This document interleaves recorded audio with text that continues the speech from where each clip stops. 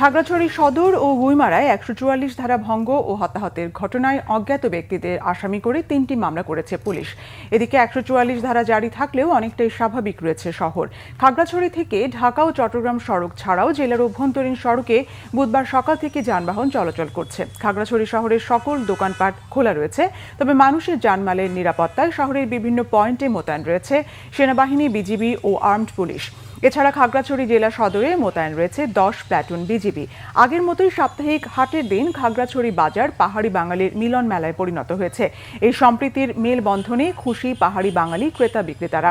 কথিত স্কুল ছাত্রী ধর্ষণের ঘটনার প্রতিবাদে জম্মু ছাত্র জনতার ব্যানারে আন্দোলন ও সহিংসতায় জেলার গুইমারা ৩ পাহাড়ি নিহত সহ জেলায় অন্তত অর্ধশতাধিক পাহাড়ি বাঙালি আহত হয়।